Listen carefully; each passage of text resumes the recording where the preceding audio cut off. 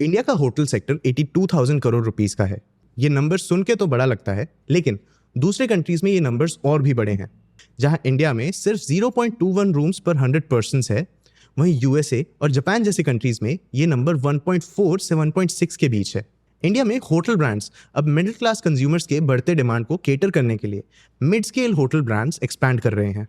आज के वीडियो में हम इंडिया के होटल इंडस्ट्री के एक्सपेंशन प्लान्स को समझेंगे, फिर हम इस एक्सपेंशन के रीजंस को डिटेल में समझेंगे और फाइनली हम ये समझेंगे कि इस मूव से कंपनीज पे क्या इंपैक्ट हो सकता है। चलिए शुरू करते हैं।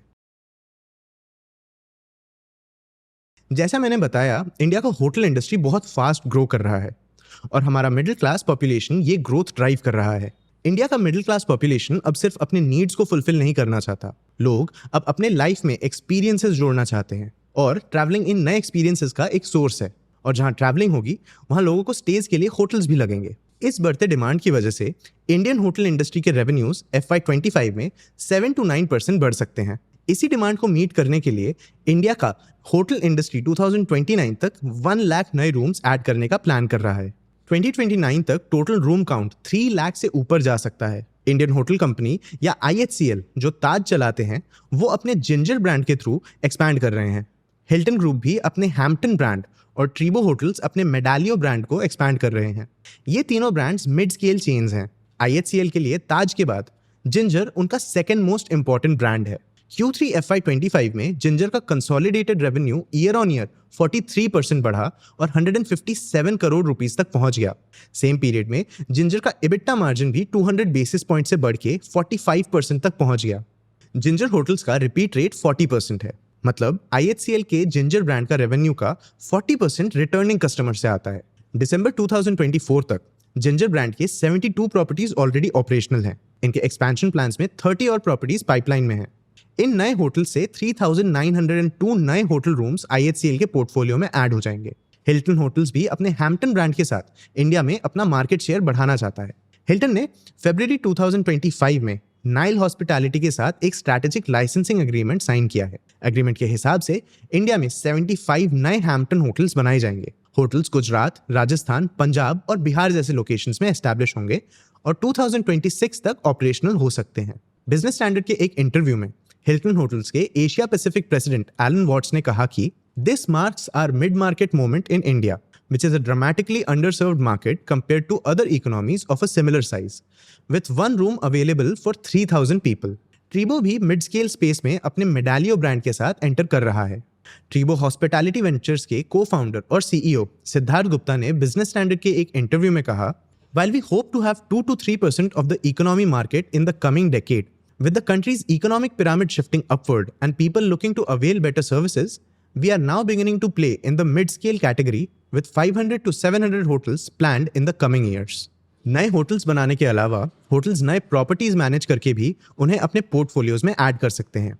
होटल इंडस्ट्री पे हमने एक डिटेल्ड एनालिसिस वीडियो भी बनाया है, जहां पे हमने इस इंडस्ट्री को बहुत डेप्थ में एक्सप्लोर किया है। वीडियो का लिंक डिस्क्रिप्शन में है, आप इसे देख सकते हैं। All in all, hotel companies बढ़ते डिमांड को मीट करने के लिए एक्सपैंड कर रहे हैं। लेकिन ये डिमांड बढ़ा कैसे? इसके 4 रीजंस हैं।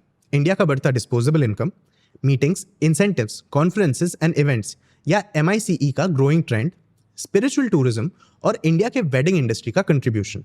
चलिए इन्हें एक एक करके समझते हैं। सबसे पहले इंडिया के बढ़ते डिस्पोजेबल इनकम को डिस्कस करते हैं। इंडिया में अर्बनाइजेशन बढ़ रहा है। वर्ल्ड बैंक के एक रिपोर्ट के हिसाब से एक्सपेक्टेड है कि 2036 तक 40% इंडियंस या 60 करोड़ लोग अर्बन एरियाज में रहेंगे। 2011 में ये नंबर 31% था। बढ़ते अर्बनाइजेशन के साथ लोगों का डिस्पोजेबल इनकम भी बढ़ रहा है, प्लस इंटरेस्ट रेट्स और टैक्सेशन पॉलिसीज की वजह से भी डिमांड बढ़ रहा है। 7 फरवरी 2025 में RBI ने 5 साल में पहली बार इंटरेस्ट रेट्स कट किए थे। इंटरेस्ट रेट 25 बेसिस पॉइंट से कम किया गया और 6.25% पे लाया गया। देखो, इंटरेस्ट रेट्स कम होने से बैंक से लोन लेना सस्ता हो जाता है। इससे लोगों की परचेजिंग पावर बढ़ती है। परचेजिंग पावर बढ़ने से लोग सिर्फ नेसेसिटीज तक अपने डिमांड्स लिमिटेड नहीं रखते। लोग अपने वांट्स फुलफिल करने की कोशिश करते हैं, बेटर क्वालिटी गुड्स खरीदते हैं, जेनेरिक प्रोडक्ट से प्रीमियम प्रोडक्ट्स की तरफ शिफ्ट करते हैं और बेटर एक्सपीरियंसेस पे भी खर्चे करते हैं। प्लस FY26 का बजट इंडिया के मिडिल क्लास पॉपुलेशन को काफी रिलैक्सेशंस दे सकता है। 2025-26 के यूनियन बजट में 4 लाख रुपीस तक का एनुअल इनकम टैक्स एग्जेम्प्ट है और तो और स्टैंडर्ड डिडक्शन के कारण 12 लाख रुपीस तक का एनुअल इनकम भी टैक्स फ्री ही हो जाता है। कम टैक्सेस से डिस्पोजेबल इनकम बढ़ सकता है। इंडिया में होटल्स के बढ़ते डिमांड का दूसरा रीजन है कॉर्पोरेट और MICE डिमांड। MICE यानी meetings, incentives, conferences and events tourism का एक इमर्जिंग सेगमेंट है। 2023 में MICE सेगमेंट ने इंडिया के होटल डिमांड में 14% कंट्रीब्यूट किया और 2025 से 2030 तक ये 6% CAGR से बढ़ सकता है। MICE demand mostly corporate sector से आता है और इनसे दिल्ली, मुंबई, बैंगलोर, हैदराबाद, चेन्नई और गोवा जैसे टियर 1 और टियर 2 सिटीज में होटल की डिमांड आती है। MICE टूरिज्म के साथ साथ स्पिरिचुअल टूरिज्म भी बढ़ रहा है। दिवाली और धनतेरस में हर इंडियन फैमिली कुछ ना कुछ नया खरीदता है, चाहे वो कपड़े हो, यूटेंसिल्स हो या गोल्ड। गुड्स की तरह ही ट्रैवल एंड हॉस्पिटैलिटी जैसे सर्विसेज भी फेस्टिवल और रिलीजन से अफेक्ट होते हैं। नवरात्रि में गुजरात, दुर्गा पूजा में वेस्ट बंगाल, गणेश चतुर्थी में मुंबई, क्रिसमस में गोवा, दिवाली में अयोध्या और इंडिया के कई लोकेशंस अलग अलग फेस्टिवल्स में टूरिज्म हॉटस्पॉट्स बन जाते हैं। ऑफिशियल एस्टिमेट्स के हिसाब से 2025 के महाकुंभ में लगभग 65 करोड़ विजिटर्स थे। ये वर्ल्ड का सबसे बड़ा ह्यूमन गैदरिंग था। कोविड-19 के कारण भी रिलीजियस टूरिज्म को काफी बूस्ट मिला है। ऑलमोस्ट 2 साल अपने घरों में बंद रहने के बाद लोगों को एक चेंज ऑफ सीनरी की जरूरत थी। रिलीजियस टूरिज्म इंडिया के डोमेस्टिक टूरिज्म में 60% कंट्रीब्यूट करता है। मिनिस्ट्री ऑफ टूरिज्म के लेटेस्ट डेटा के हिसाब से 2021 में 67.7 करोड़ रिलीजियस टूरिस्ट थे। 2022 तक ये नंबर डबल हो गया और 143.9 करोड़ टूरिस्ट तक पहुंच गया। रिलीजियस एंड स्पिरिचुअल टूरिज्म के बढ़ते डिमांड से इन एरियाज के होटल्स को भी फायदा होता है। इसलिए मेजर होटल ब्रांड्स भी इन लोकेशंस में एक्सपैंड कर रहे हैं। IHCL के लगभग 66 होटल्स ऐसे रिलीजियस हॉटस्पॉट्स में लोकेटेड हैं। कात्रा, वैष्णो देवी में IHCL के विवांता और जिंजर होटल्स का प्रेजेंस है और तिरुपति में ताज होटल का। IHCL अयोध्या में भी एक्सपेंशन प्लान कर रहा है।